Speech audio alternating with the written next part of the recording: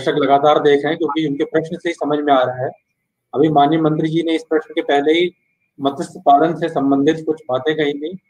उससे संबंधित एक प्रश्न है हमारे पास कि प्रधानमंत्री जी ने मत्स्य पालन के लिए नीली क्रांति का आह्वान किया है, और इस क्षेत्र में यदि कोई युवा अपना भविष्य बनाना चाहे तो उसे क्या करना चाहिए, और इसमें आपके मंत्रालय की तरफ से क्या योजना है? माननीय नरेंद्र मोदी जी से पहले फिशरी सेक्टर दृश्यमान नहीं होता था। भारत में फिशरी सेक्टर है, ये सरकार की विजुअलाइजेशन भी नहीं था और जनता में भी ये दृश्यमान नहीं हुआ। लेकिन प्रधानमंत्री जी ने पहले से इसको गुरुत्वारोप किया और माननीय नरेंद्र मोदी जी के नेतृत्व में ये नीली क्रांति योजना का शुरू हुआ। अब नई योजना प्रधानमंत्री मत्स्य संपदा योजना का घोषणा माननीय प्रधानमंत्री जी ने किया। इसके अंतर्गत 9,407 करोड़ केंद्र सरकार का अनुदान, बाकी बेनिफिशियरी और राज्य सरकार अनुदान को मिला करके 20,050 करोड़ का मोट राशि हुआ है, और बाकी अन्य माध्यम से भी इसका परिणाम बढ़ाया जा सकता है। लेकिन ये जो एक क्रांतिकारी योजना, इसके कारण बहुत रोजगार बढ़ने का संभावना है, नियुक्ति की भी बहुत बड़ा वृद्धि हो सकती है। हमारा देश में एक विशाल सागर स्रोत संपदा है और नदी संपदा है, जल संपदा है। इसका उपयोग हम कैसे करेंगे? सागर में मेरीकल्चर के लिए इसकी व्यवस्था है। समुद्र में केज कल्चर, जहां पर जल की गंभीरता है, केज कल्चर, और जो बाकी रिजर्वायर है इसका प्रोडक्शन रेट बहुत कम है।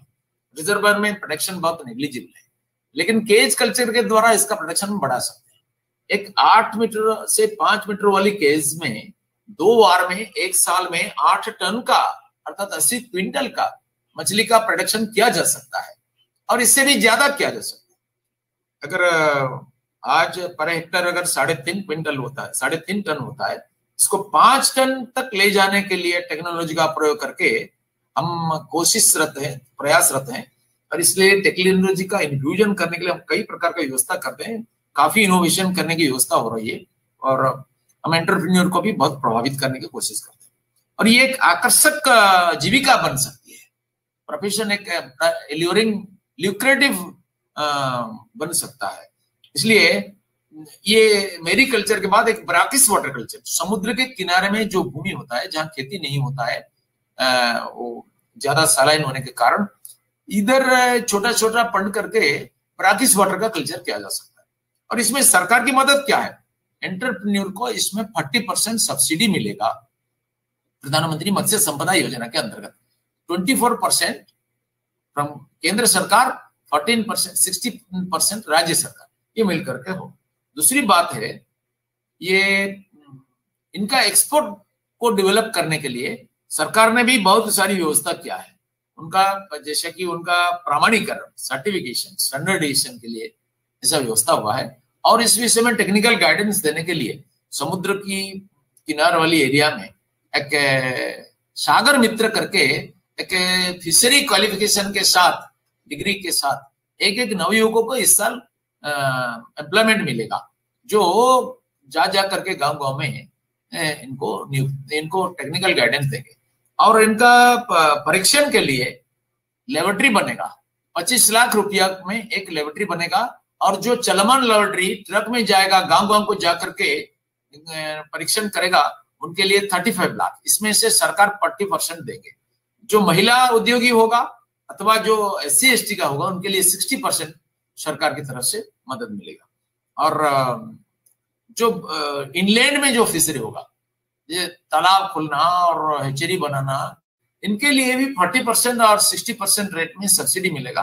1 हेक्टर के लिए सरकार का अप्रूव्ड रेट होता है 7 लाख, और ये 7 लाख में 40% सरकार देगा। महिला अथवा आदिवासी अर्जन होने से 60% मिलेगा।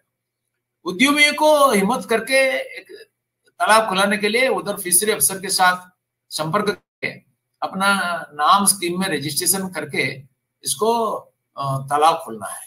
और सपोज एक स्थान में क्लस्टर बनेगा, 200 या 500 लोगों ने तालाब खोल करके मछली का खेती करने लगे, उधर एक हैचरी बन सकता है, यो उधर एक फिश फीड प्लांट बन सकता है, कोई उद्यमी बना सकता है। ये फिश फीड प्लांट अगर 1 करोड़ का 25 लाख का वो बनाएगा, तो सरकार इनमें 40% अथवा 60% रेट में देगा। और जो छोटे छोटे मछुआरों हैं जो अपना बोट में लेकर के ये करते हैं, उनका प्रोटेक्शन बढ़ाने के लिए, उनका बोट को मोटराइजेशन मैकेनाइजेशन करने के लिए भी 40% 60% रेट में उनका अपग्रेडेशन करने के लिए व्यवस्था है। और जो डीप सी वेसल में जो फिशिंग होता है, वास्तव में हमारे देश में डीप सी वेसल एक प्रकार के नहीं था। अभी तमिलनाडु में 100 वेसल 400 वेसल चालू किया है। और ये डीप सी वेसल क्या होता है, हमारा समुद्र के किनारे से बीच से लेकर के 12 नॉटिकल माइल तक राज्यों का अधिकार है। वो कानून बनाते हैं, टैक्स वसूल करते हैं, उधर सुरक्षा की व्यवस्था।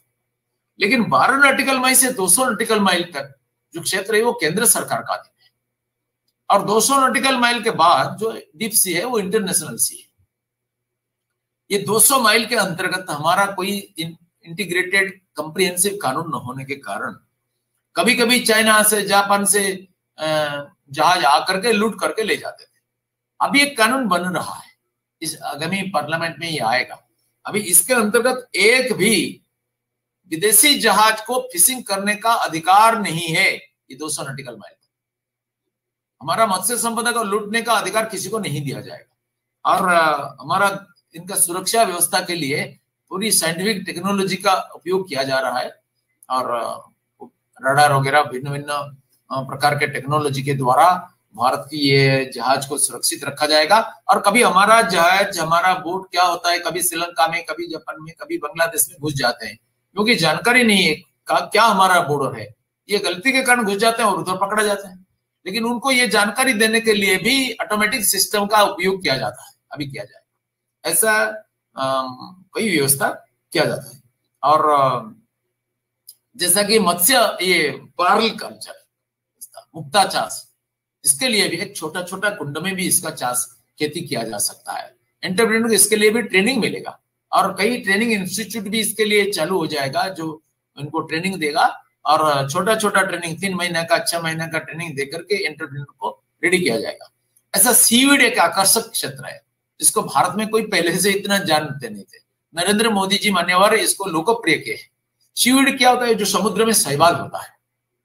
कभी कभी आप टीवी में देखेंगे वो समुद्र में कितना शैवाल होता है, लेकिन इसको ज्यादातर खेती करके इसका प्रोडक्शन को, इसका आउटपुट को बढ़ाना है। और इसको इंटरनेशनल मार्केट में इसका बहुत कीमत है। इसमें कॉस्मेटिक्स बनता है और आयुर्वेदिक मेडिसिन बनता है, बहुत उपकारी है मानव के लिए। और इसका प्रोटेक्शन करके इसमें भी बहुत लाभ मिल सकता है। हमारा महिला एसएचजी के लिए 10-10 राम पंप देने वाले हैं, तो इनको आइडेंटिफाई किया जाएगा। और समुद्र के किनारे वाले गांव को इस साल 100 गांव को एडप्ट किया जाएगा, जिसमें 7.5 करोड़ रुपया सरकार खर्च करेंगे। लेकिन इस गांव का इंटीग्रल डेवलपमेंट के लिए, इस गांव में शिक्षा, ट्रेनिंग, इस गांव का स्वास्थ्य, रास्ता, इस सब का व्यवस्थित करने के लिए। लेकिन हम अभी निवेदन करने वाले प्रधानमंत्री जी को कि ये 100 नहीं, इस साल 200 लीजिए, फिर अगले साल 200, 300, 500 ऐसे लग करके इसको बढ़ाएंगे कैसे, इतना बड़ा देश। और ये निवेदन करने वाले ऐसा फिशरी का जो हेचरी है वो 3 प्रकार का होता है, जहां पर एक इसका जाल यानी इसका जो सीड उत्पन्न होता है, वो सीड उत्पन्न करने के लिए भी टेक्नोलॉजी का व्यापक प्रयोग होता है। इसके लिए भी हम व्यवस्था करते हैं। इसमें एक फंड में, 1 हेक्टेयर वाली फंड में 17 लाख रुपया खर्च होता है। फंड वो किसान अपने आप में खुदेगा, अपना पुराना फंड में भी हो सकता है, लेकिन 17 लाख रुपया पूरा सरकार उत्पन्न खर्च करेंगे। उनको कुछ नहीं देने का पड़ेगा, नो सब्सिडी, 100% सरकार करेंगे हैचरी बनाने। और इस फंड से फिर उनको 15 दिन के लिए एक दूसरा फंड को लिया जाएगा, ये सीड को। वो 15 दिन के लिए भी जो दूसरा फंड में होगा उसका भी सरकार पूरा खर्चा करेंगे। फिर उसको फिंगरलिंग तक, एक अंगुली की साइज में करने के लिए बाकी तीसरा फंड को लिया जाएगा। इसमें भी जितना खर्च होगा सरकार करेंगे। और इसके बाद वो सेल करेगा, सेल प्रोसीड्स भी वो किसान को जाएगा, सरकार कुछ नहीं लेंगे। सेल ये फिंगरलिंग करने का मतलब होता है इसका सर्वाइवल रेट 99%। बाकी जो हम ले आते हैं खरीद कर इधर उधर से, उसका सर्वाइवल रेट बहुत कम होता है, 70% होता है। इसलिए इनको 99% सर्वाइवल रेट होता है, इसलिए उनको यह मदद दिया जाएगा। वो 3 प्रकार की जो हैचरी होता है, इसमें सरकार 100% खर्च करेगा। सिर्फ तालाब खोलने के लिए सरकार 1 पैसा नहीं देगा, 17 लाख रुपए इसमें सरकार खर्च करेंगे। और ऐसा हमारा युवा उद्योगियों को हम इस मत्स्य संपदा के विकास में और अपना आर्थिक स्रोत का प्रगति में लगे रहने के लिए हम निवेदन करते हैं और इसको एक सम्मानजनक जीविका के रूप में उनको स्वीकार करना चाहिए। ये इसका दो मतलब होता है, देश को एक सस्ता और प्रोटीन रिच न्यूट्रिशियस फूड देना और इंपोर्ट एक्सपोर्ट में इसका बढ़ावा देना और हमारा इंपोर्ट को 0% करना और भारत को मत्स्य संपदा में आत्मनिर्भर करना और अपने आप का रोजगार बढ़ाना, गांव को रोजगार दिलाना। और 1 हेक्टर अगर तालाब खुलेंगे तो मिनिमम 5 लोगों को एम्प्लॉयमेंट मिलेगा। अगर 1000 हेक्टर का खेती होगा तो 5000 लोगों को रोजगार मिलेगा।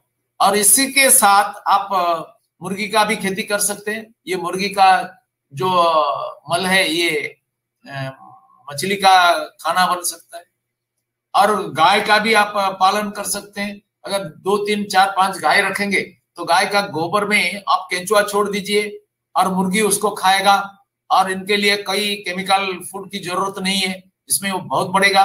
और इसको लेकर के आप तालाब में डाल दीजिए, उनको मिलेगा। अगर बतख रखेंगे तो ये तालाब में संतरण करेगा, उनका बढ़ोतरी भी होगा। और इसके ऊपर में आप जाली रख करके अगर मुर्गी रख देंगे तो भी होगा। और इस सब के लिए भी इंटर सबवेंशन का व्यवस्था है। इससे भी मीट प्रोसेसिंग यूनिट भी बन सकता है, गोट से या मुर्गी से मीट प्रोसेसिंग यूनिट भी बन सकता है। काफी विस्तार से आपने उत्तर दिया मंत्री महोदय, और जिस दर्शक ने ये प्रश्न किया था उन्हें भी उत्तर मिल गया होगा। साथ ही साथ अब वो आश्वस्त होंगे, उनका भविष्य इस सेक्टर में उज्जवल है और